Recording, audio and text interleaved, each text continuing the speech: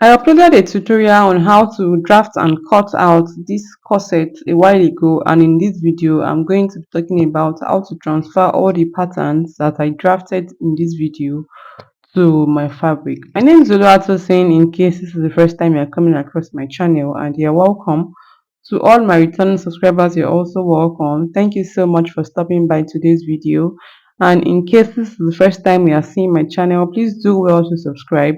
And don't just subscribe, turn on the notification bell so that you will be notified the next time I upload a new video on this channel. So like I said earlier, this video is a tutorial on how to transfer your drafted corset to the actual fabric. If you've not seen this video on how I drafted out this corset, you should check it out. It's on my channel, and the link to it is currently showing up. In case you miss it up, the link to the video will also be down in the description box. So anytime you are transferring your drafted pattern to your actual fabric, you will have to add half inch all around your pattern, aside the sewing allowance that you add to the side. So you'll be adding half inch all around. You can see that I'm not cutting this fabric the same size with the pattern paper. I added half inch all round, and this half inch is the allowance that I will use to join all these patterns together. I did not add it when I was drafting the corset pattern. It's at this point that you add it. You can't even add it while you are drafting. You have to add it at this point. So I proceeded to cutting the cup. This is the cup now. I'm cutting for 2 at the same time. These patterns, there are four in total, two for one cup and two for the other cup. So I transferred mine to the fabric. Now the next is to cut the bodies aside the cup. So for the bodies as well, I transferred it to this crepe fabric that I used in my case, and make sure that your fabric is on fold of two. While I was cutting the cup too, each panel, each side was on fold of two, and this one, to make sure that your fabric is on fold of two, then I added allowance to the length. I added half inch allowance around to the sides, but to the sewing allowance, I used my normal sewing allowance. For sewing allowance, you can use one, you can use 1.5, you can use two, but in my case, I used 1.5 as my sewing allowance, and I added it to the side where I'll join it, and I proceeded to cutting it out. Then don't forget, I said that my fabric was on fold of two while I transferred the pattern to it. Make sure your fabric is on fold of two, except you want your corset to have joining, like your corset to have joining at the middle, then you can decide to cut it separately. But if you do not have joining at the middle, you should make sure that your fabric is on fold of two. So after cutting out my fabric, I just placed the cup where it's supposed to be, just to see what it will look like. And at this point, this is what the front panel of my corset is looking like. Now moving to, don't forget that it has to be on fold of two before you transfer your pattern to it.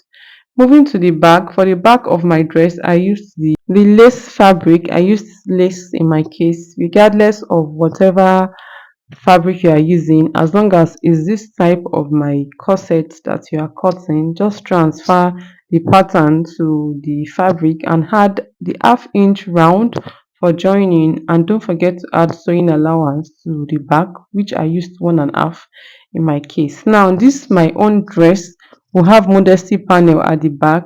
It has a zip. If you watch the pattern drafting tutorial, you will understand what I'm saying. There is a zip at the back of my corset, but at the same time, there will also be a modesty panel. So the modesty panel will be outside, out like after the zip, and then the modesty panel will be on top of it. So I proceeded to cutting out the modesty panel. The modesty panel should not be as wide as where the zip is. So I folded in the zip allowance, and after folding in the zip allowance, you can see that the zip allowance is on fold.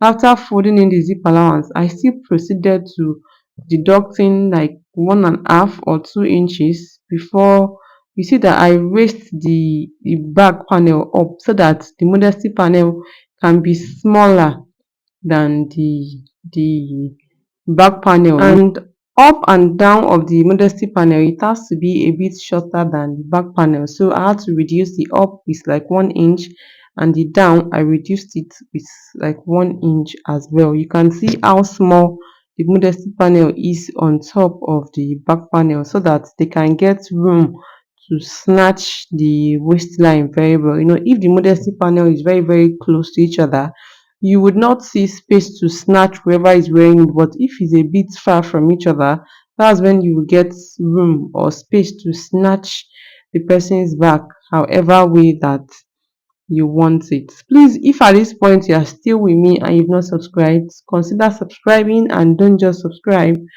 Turn on the notification bell so that you will be notified the next time I upload a new video on this channel. And you know that my corset is not tube, it has a yoke. So for the yoke I used mesh as the yoke. I just proceeded to transferring the pattern that I cut out for the yoke. It has yoke for front and back, and they are both mesh, so I proceeded to transferring the pattern to the mesh that I used as the yoke for the front and also for the back. So majorly there's nothing serious, it's that simple. Regardless of how your corset is, just have it at the back of your mind that when you are transferring your pattern to your fabric, you have to add allowance enough for you to join all the panels together. You have to add enough allowance that will be enough for you to join all the panels together. And if at the point of drafting you did not add sewing allowance, if your corset will have sewing allowance, there are some corsets that the joining by the side will not even show. Like, you understand what I'm saying? Like all these transparent corsets and the rest.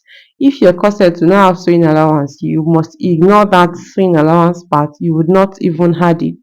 But if your corset will have sewing allowance, like in the case of this one that I'm cutting, you had sewing allowance at least like 1 inch or 1.5. In my case, I used 1.5 for the sewing allowance. So you add it, you mark it on the fabric, and if you've marked it on your pattern initially, you just have to transfer it to the fabric. Just add half inches on every other side apart from the sewing allowance side.